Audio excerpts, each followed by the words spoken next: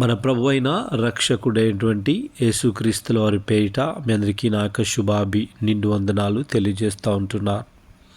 ఈరోజు దేవుని యొక్క వాగ్దానము హబక్కూకు గ్రంథము 3వ అధ్యాయము 18వ వచనము. నేను యెహోవా యందు ఆనందించెదను, నా రక్షణకర్త అయిన నా దేవుని యందు నేను సంతోషించెదను.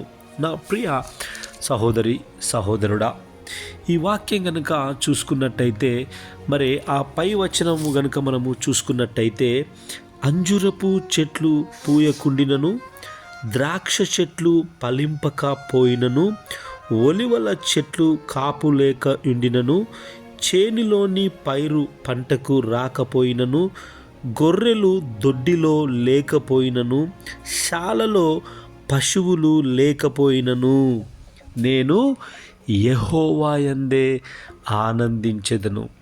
నా ప్రియ సహోదరి సహోదరుడా, దేవుని వాక్యము ఈరోజు నీతో నాతో చాలా సూటిగా మాట్లాడుతూ ఉంటుంది.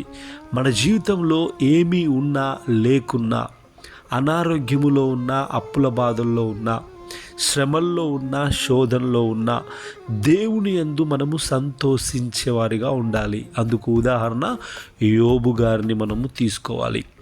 చాలామంది మంచి జరిగినప్పుడు దేవుణ్ణి చాలా గొప్పగా స్తుతిస్తారు. వాళ్ళ జీవితంలో ఏదో కొంచెం కష్టము, అనారోగ్యం వచ్చినప్పుడు ఈ దేవుడు నాకేం చేశాడు, ఈ దేవుడు నా మాట వింటున్నాడా అని దూషించేవారిగా ఉంటున్నారు. నా ప్రియ సహోదరి సహోదరుడా, నీవు దేవునిలో ఎప్పుడైతే ఆనందిస్తావో, నువ్వు ఏ స్థితిలో ఉన్నా, నువ్వు ఏ పరిస్థితిలో ఉన్నా, నువ్వు ఎలాంటి మరి బాధకరమైన విషయములో ఉన్న, నువ్వు దేవుణ్ణి స్తుతించినప్పుడు ఆనందిస్తావు.